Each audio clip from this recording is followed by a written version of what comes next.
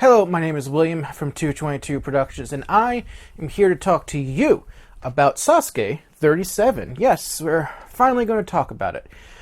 So, it was the 2019 New Year's Eve special, second year in a row. It was aired on New Year's Eve, and once again, the final was aired live. A very interesting competition, to say the least. For those of you unaware, the show had quite a bit of problems when it came to the weather. So, basically, it rained a whole bunch. They were unable to film the first day at all. And as a result, some people who were originally scheduled to compete were not able to compete at all in stage one. And so there was a few vacant numbers this time around, and bizarrely enough, some of the numbers got switched around. Some people really moved up in the list order. Some people really moved down in the run order. Very weird. But it actually ended up taking 2 days to film stage one. They didn't really show that too much, but yeah, wasn't easy to film. And you can see on the sidelines in some cases where the mud was just so saturated that it was just a big mess. Very big mess, unfortunately for them. It's been fortunate that they haven't had too many problems over the years, but it was a problem in this case. So, let's talk about stage one. For stage one, the course was mostly the same as in Sasuke 36, with one modification. We start with the quad steps heading straight into Rolling Hill, the wing slider, and the one modification is a new, more difficult fishbone, as instead of having 4 platforms that you have to walk on, you have to walk across 6. And in the last third is a new additional section of the fishbone where the bones will spin in the opposite direction. So a little bit longer and a little bit tougher. And then we go to the dragon glider, the tackle, and of course the warped wall as the finish. And for those of you unaware, the reason the warped wall is the final obstacle of stage 1 now is because the dragon glider is so darn big that they don't have room for anything else. Time limit is 88 seconds. So just a few. Let's talk about some of the runs for stage 1 that I noticed and I feel like talking about. Overall, the course was fine. There was some good runs. Early on was Wataru Mori, and he had a very disappointing run, end up timing out on the warped wall, but he did this thing that I did not like, and I hate it when competitors do this. He gets to the warped wall, there's not a lot of time left, about 13 seconds. He doesn't just go. He does that thing that a lot of competitors do that I hate, where they slowly walk in and then they go up, they run up the front, they go to the back, and they like they're building up their momentum as if they're on a skateboard. And it's like he spent so much time, he ended up timing out. And what was really frustrating is that as soon as he missed, he went to go do it again, and he grabbed it and got on. If he had went and gone for it right away, he could have tried a second time and he would have cleared. Oh, so frustrating. A lot of time issues on the stage, because 88 seconds, not a lot of time. Now, a few other stuff I want to talk about.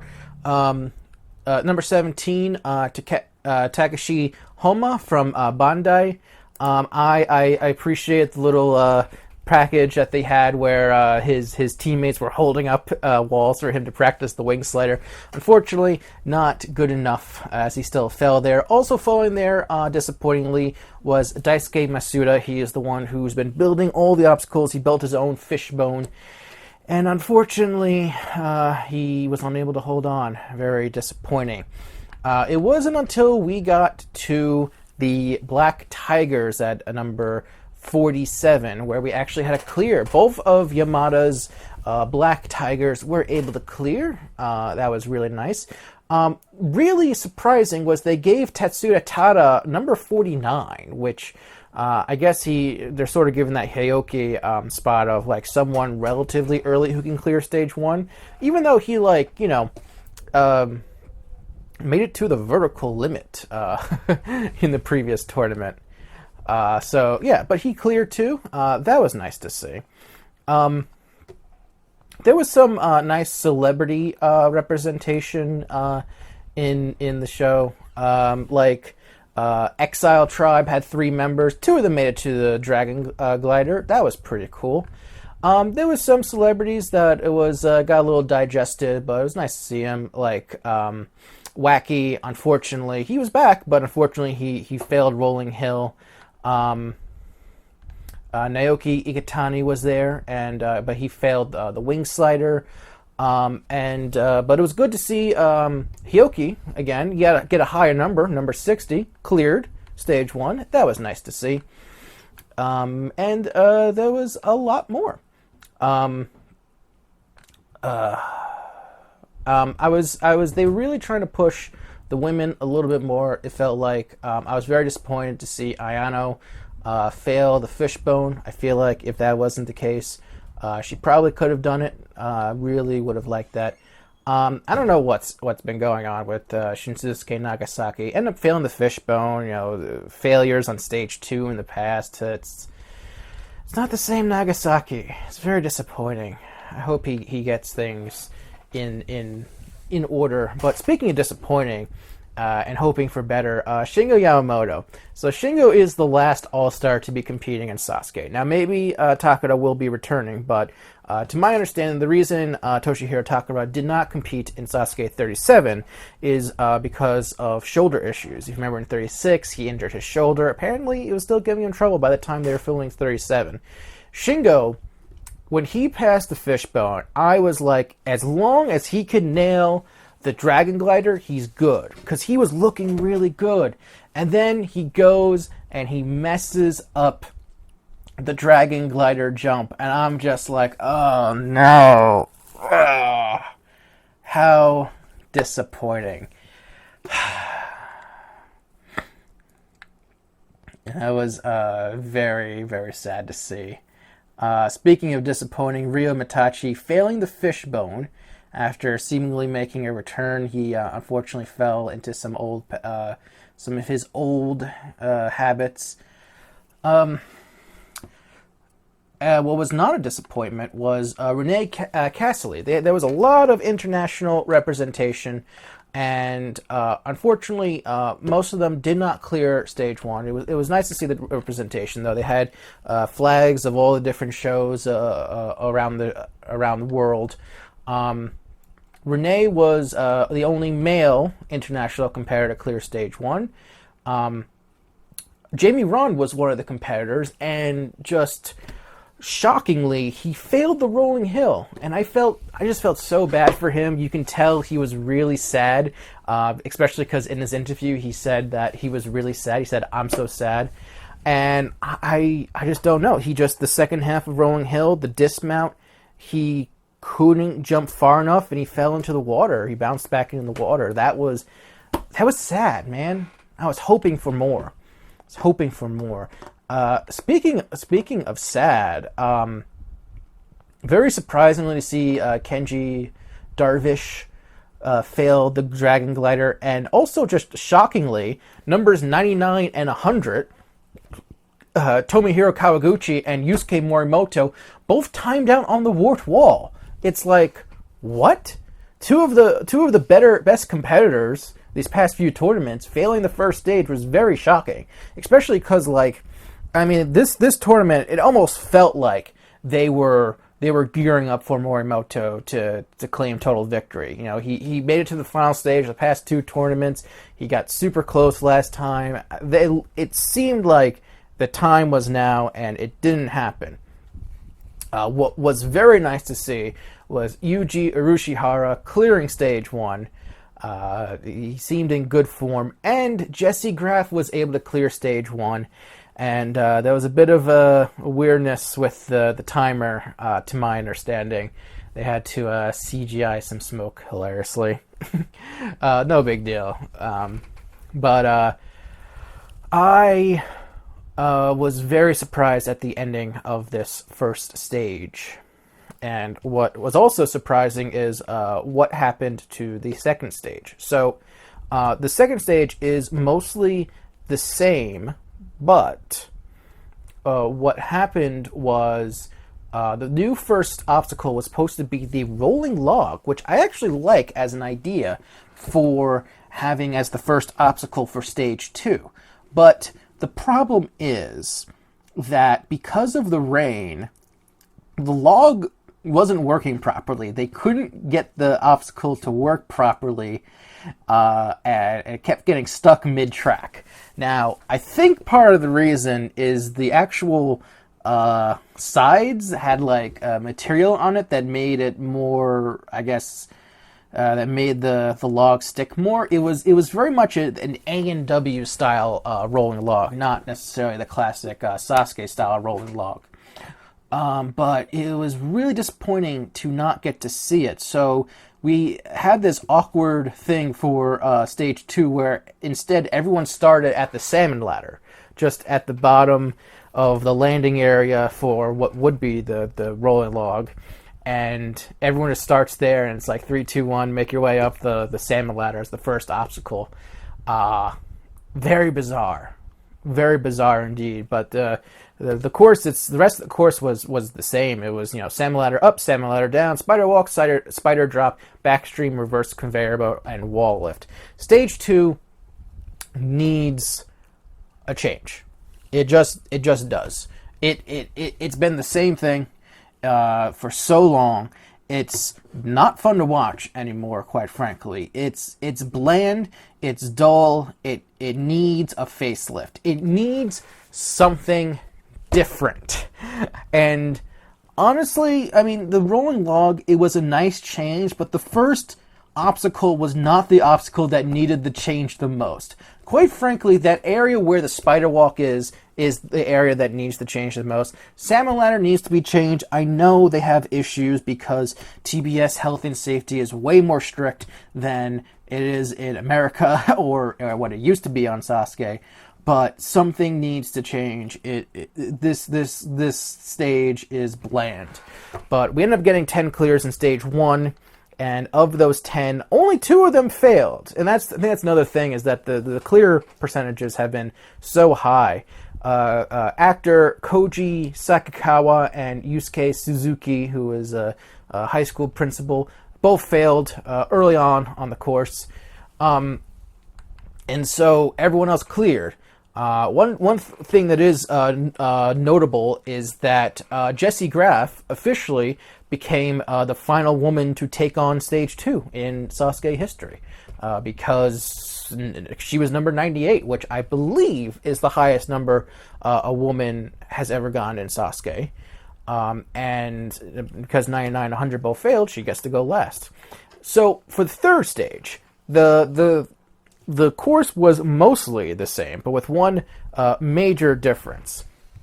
So, just a reminder, for stage 3, the 8 competitors had to take on the flying bar, the sidewinder, the planet bridge, and instead of the ultra crazy cliffhanger, they had to take on the cliffhanger dimension. More on that in a bit. The vertical limit and the pipe slider. So, let me rant for a little bit here about this cliffhanger dimension. So, for some reason, Inui thought it would be a good idea to change the ultra crazy cliffhanger and make it even harder. So instead of just the last section of the 3 sections moving up and down, now you got to go on the first ledge, do a 180 on a cliff that's moving up and down, and then while that one's moving up and down, you have to do another 180 to a cliff that's moving forward and backwards. But here's the kicker. Because of the weather, and possibly because they wanted someone to clear the third stage, who knows, but because of the weather, they ended up not moving any of the gears. So it was just a double 180 cliffhanger transition. And honestly, that's all it needs to be. Here's the thing, no one was asking for the cliffhanger to be tougher. No one was asking for stage 3 to be tougher. It's hard enough because you got the vertical limit after that. You could change almost pretty much any other obstacle on stage 3. You didn't need to make the cliffhanger harder. It is stupid.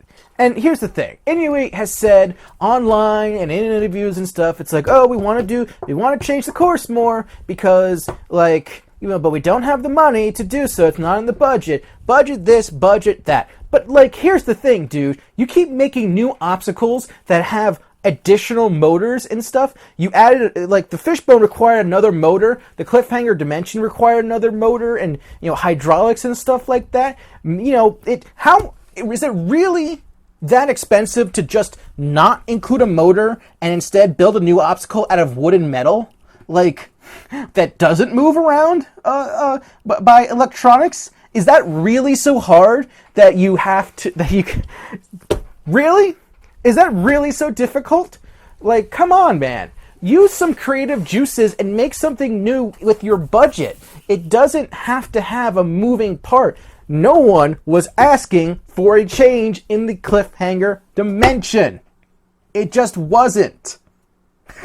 Stop it. Stop being obsessed with this thing. We don't need stage 3 to be this impossible combination. Like, Inui is so fixated on making stage 3 so hard. Like, you know, remember for a while we had that ultra crazy cliffhanger straight into vertical limit combination, and it was stupid hard.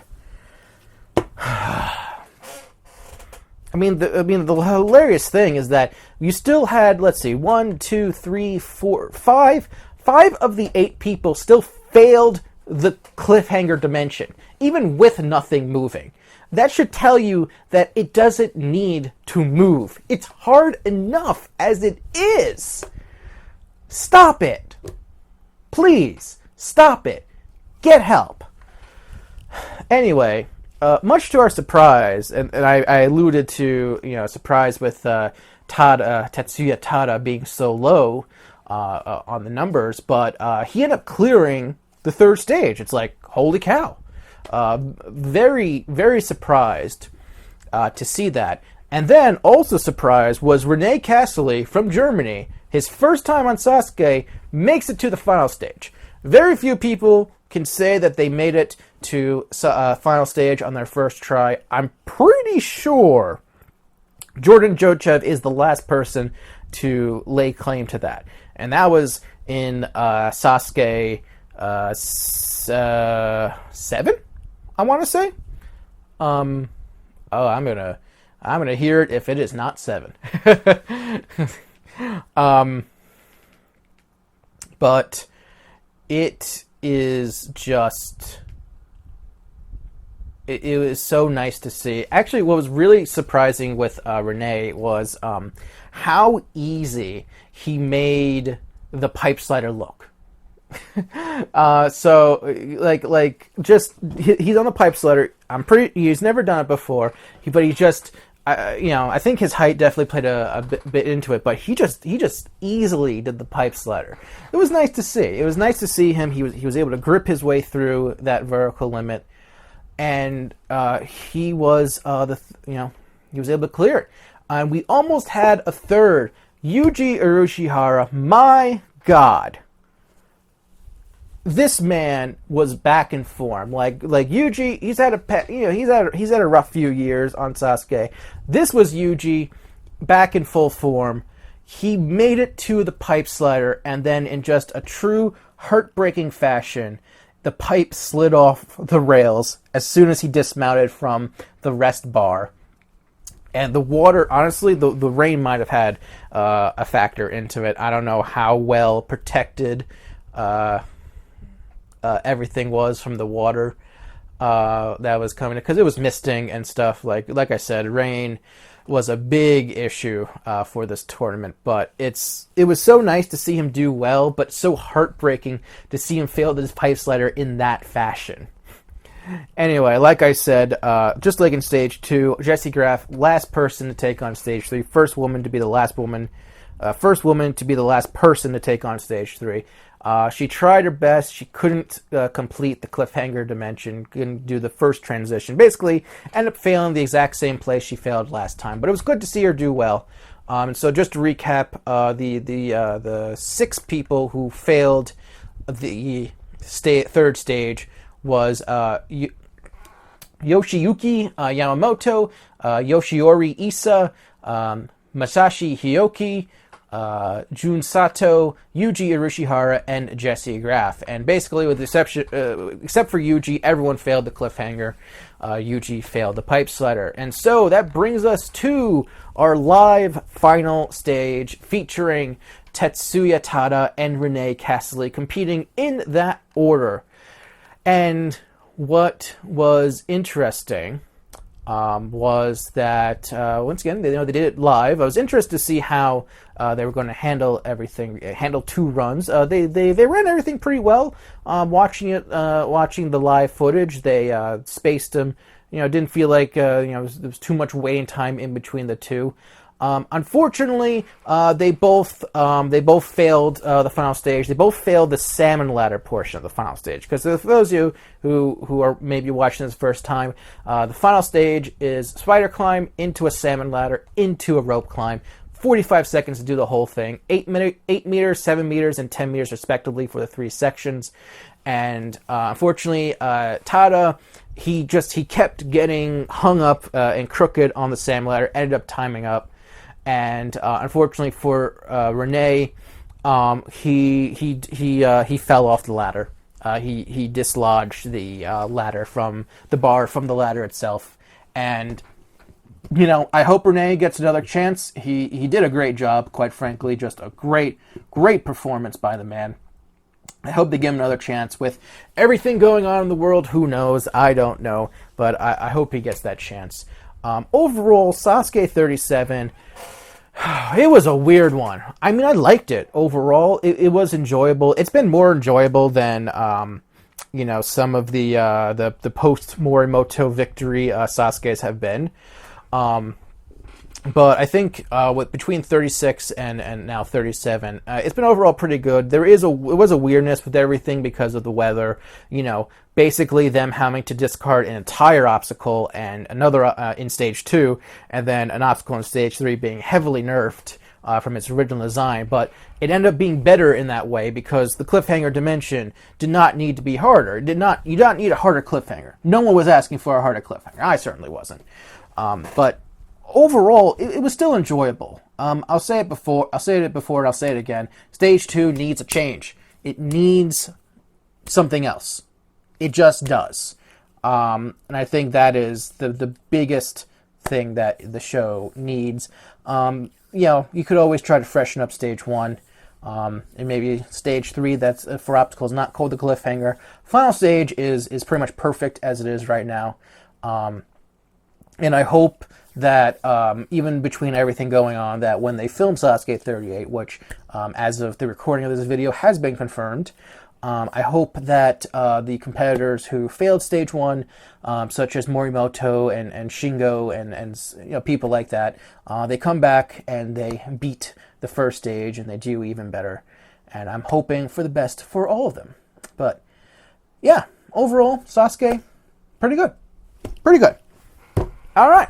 So then, thank you all very much for watching. Make sure you hit that subscribe button to know when new videos go live, and make sure you check out some of these other reviews that I've done of Ninja Warrior related stuff. Thank you all very much for watching. I'll see you next time.